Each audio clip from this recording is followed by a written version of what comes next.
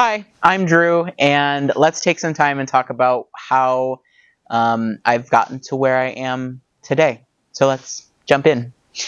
Clara Joyce Flowers is the specialty cut flower farm that I have built, and it's not something that happened overnight.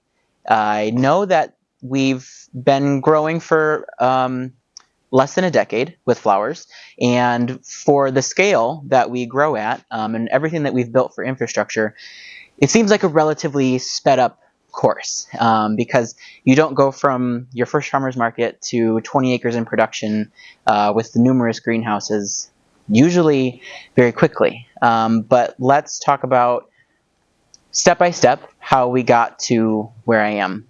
And it's something that I really enjoy talking about. So here we go. Before I ever grew any flowers, I was very involved with 4-H and FFA. I come from a very strong agricultural family here in Joe Davis County, which is in the far northwest corner of Illinois. And growing up, I would spend my summers with my grandparents and my great-grandparents, helping in their gardens, tending the vegetables, and also helping on my mom's family's dairy operation. My mom's family has been farming in the area for a very, very long time. Once we came to this area from Germany in 1860, we got to add 100 years onto that. In 1860, we've never really left, and I feel very, very attached to the ground that we're able to work here in present day. But before all of that happened, I started to really learn the value of taking a seed, planting it in the ground, caring for it, and then having something come of that. And that really drew me in. And that came from my grandparents. And as I started to do that more and more, and I started to age into the 4-H program, I learned that I could exhibit vegetables and specialty cut flowers at the local 4-H fair. And one of the really cool things about that is you, as a young person, are spending a large portion of your time, your effort, and your energy over spring and early summer to produce and grow this beautiful produce. And in order to exhibit it at the fair, we need 12 green beans that are identical, or 6 tomatoes that look exactly the same. But the reality is that that's not necessarily how vegetables grow. But in order to achieve that, we grew a large volume of things to then make selections from. With all of that extra produce that wasn't necessarily fit for exhibition, I kind of was at a fork in the road. I could make a few choices. I could give it away to friends and family.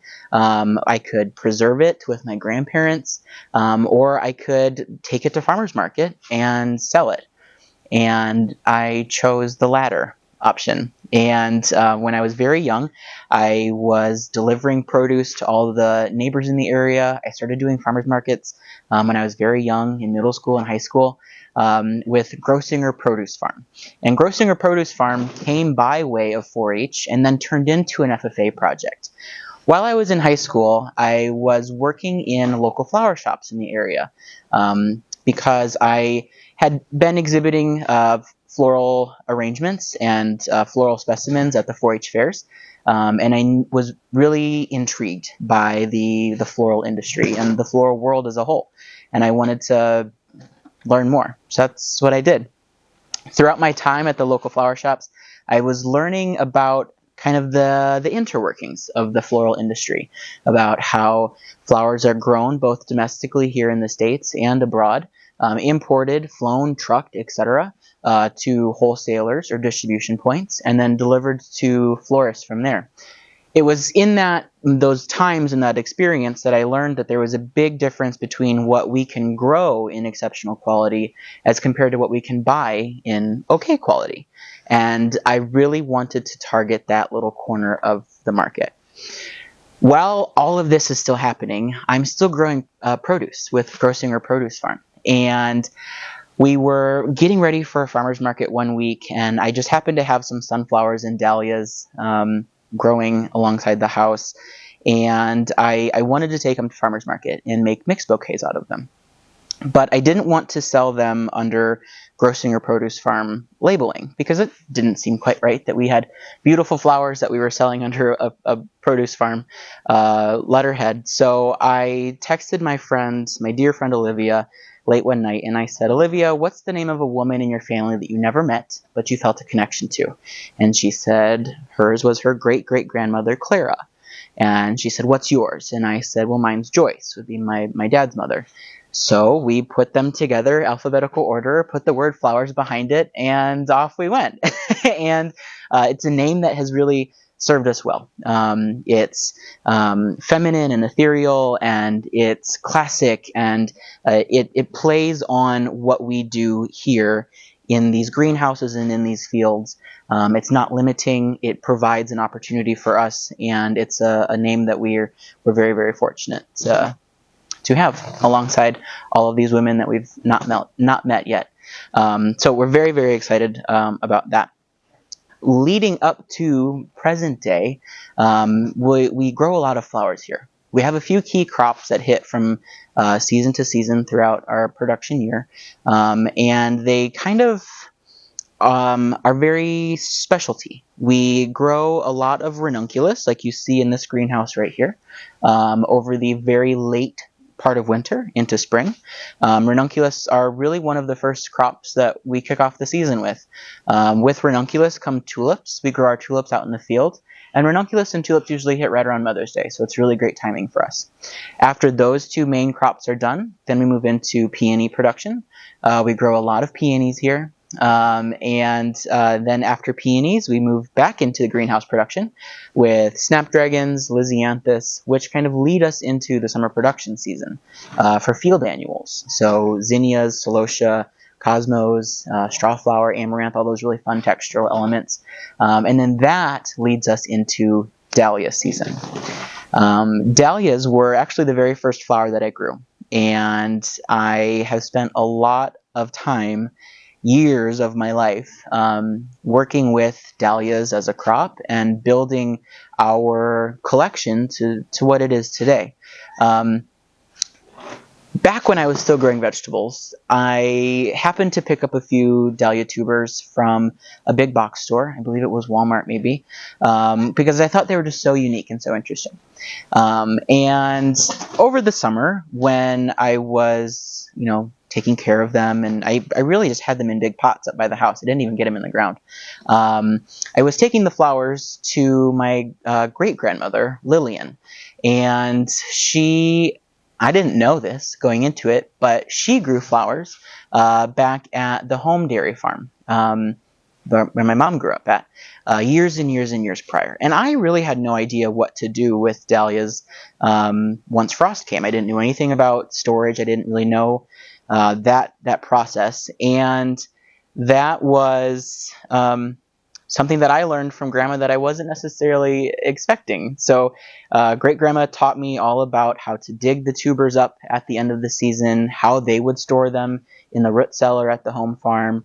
We would troubleshoot and workshop different ways that we could replicate that space and that storage environment here at the place that I grew up at. And it was really, really a pretty cool moment to see those very first Arabian Night dahlias that I grew, shared with her, built that tuber collection, and that was the first variety that I ever sold to a florist, too. So looking back, that's a very, very sweet moment. After we work through dahlia season in the field, then we come into greenhouses again. Towards the end of the summer season and into fall and very early winter. We have dahlias in the greenhouse, snapdragons in the greenhouse, and heirloom chrysanthemums as well in the fall. And then after those beautiful crops are done, then we start to button things up and get ready for winter. So that's kind of what we do on a present day from a crop production perspective.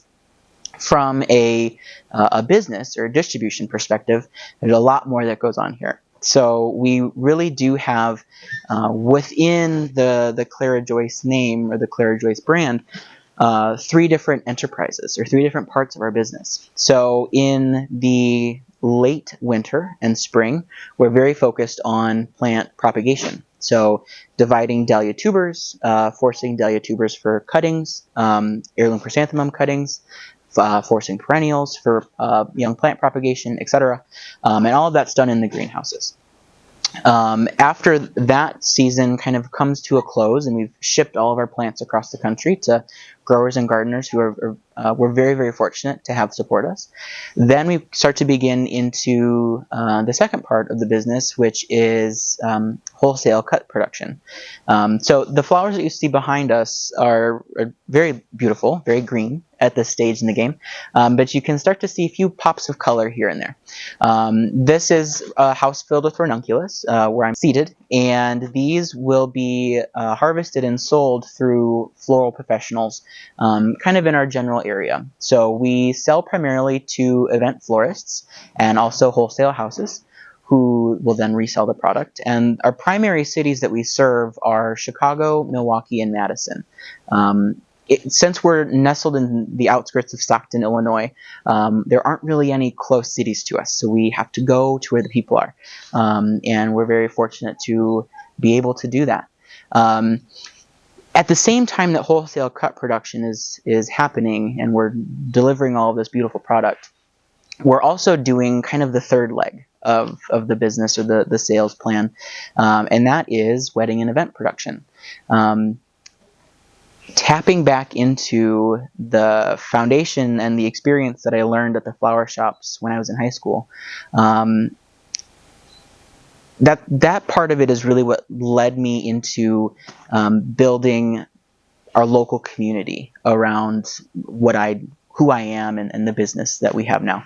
And I knew that I had a gift and a talent that I didn't want to lose if I were to just focus on growing plants, if I was just to focus on distribution. And continuing to build off of floral design is really something that brings me a lot of joy. And we do that through wedding work. So over the course of a typical or a traditional wedding season here in our little corner of the world, we'll do about 50 to 65 weddings and events over the course of our season, which runs right alongside our wholesale season too. So usually through April through November, we're busy on the weekends with events. We're busy during the week shipping plants, shipping flowers, harvesting flowers, etc. And then those seasons run very, very well together. So outside of that, we are also very excited to bring people into the farm. We host U-Picks every Saturday out in the flower fields that start in June and run usually through the end of September into October, depending on when frosts come. So that's an opportunity where people can come here to the farm, walk the flower fields, pick your own flowers, etc. We're also very, very fortunate to have a lot of really fantastic vendors in our local area too. And we're able to kind of all work together and build relationships. And one of those key vendors for us is Upland Creative out of Dubuque. Sarah runs a fantastic business. She preserves a lot of bouquets that we produce for our brides. And she also organizes all of our on-farm dinners. So over the summer and fall season, we host garden parties down in the flower fields right at sunset. We do a kind of like a picnic-y style dinner. You get to walk the fields. I'll give you a tour, and you get to cut your own flowers as you go. And then we do a little arrangement, and we have a very chill evening under the stars after that. We also are very excited to do brunches on certain weekend mornings. Again, right alongside with Sarah, organizing all of that for us. And it's a really great opportunity for people to experience something that you don't always get to grasp or see or understand when you're viewing what we're doing here through a screen on social media. So we're very, very excited and fortunate to have a lot of really wonderful people in our area as well. Looking forward, I know that we've got a lot of really wonderful and exciting things coming into play here at the farm and for Clara Joyce. And I don't like to put too much pressure on myself or expectations. I've really built what we have today from the ground up, and I didn't always have a clear vision, and I felt very comfortable with that. I knew that if I saw an opportunity or I wanted to try something, I didn't want to go into that with a jaded experience or a jaded thought of what needed to happen. And I think that's something that I try to carry with me as we continue to build the farm. Constantly looking for new opportunities, new adventures, new people to bring into the staff and onto our team to make everything happen. I know that there's good things in store for us for the future. Before we part, I do want to say that none of this that you see both here in the frame and in the B-roll that you'll see, none of this is possible without people. All of this takes people, just like you and I, to make all of this happen, whether it's physically planting the roots and the plugs into the soil, whether it's harvesting everything by hand, whether it's lifting the dahlias out in the fall, or those of you who are putting on events or purchasing plants from us online. Everything comes back to human interaction, and that's something that brings me a lot of joy, to be able to take a step back, look at the big picture, look at the wonderful team that we've built that is able to carry out all of these things for us, the relationships that we've built. And I really do enjoy seeing all the beautiful flowers that people post on social media and online that all originated here in one way or another. So with that, thank you so much for joining me for a few minutes as we took a little walk back through time. We got to talk about where all of this started, how Clara Joyce came to be, and a little more of a deep dive into what we do over the course of a season. So thank you so much. Have a great day, and I'll see you next time. Bye.